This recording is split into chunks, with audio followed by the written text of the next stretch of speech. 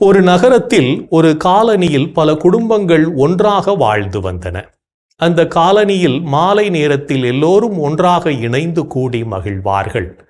அப்போது அங்கே ஒருவர் அவரது வீட்டிற்கு புதிதாக ஒரு ரோபோட் ஒன்றை வாங்கி வந்தார். அது எல்லா வீட்டு வேலைகளையும் செய்து கொண்டு அவருக்கு துணையாக அவருடனேயே இருந்தது.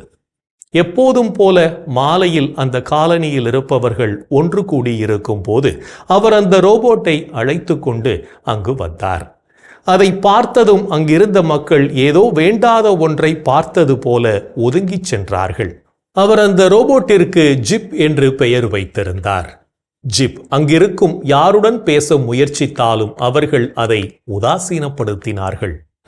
அப்போது அந்த காலனியில் லில்லி என்ற ஒரு சிறுமி இருந்தாள். அந்த சிறுமிக்கு ஜிப்புடன் பேச மிகவும் ஆசை. ஆனால் அவளது வீட்டில் அதற்கு ஒத்துக்கொள்ளவில்லை.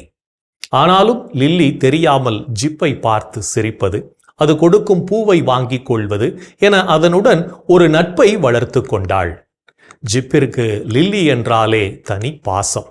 படிப்படியாக ஜிப் மாலை நேரங்களில் வெளியில் சிறுவர்களுடன் விளையாட ஆரம்பித்தது. அது மற்றவர்களுடன் நெருங்க மிகவும் ஆசைப்பட்டது. அப்போதுதான் ஒரு சம்பவம் நடந்தது.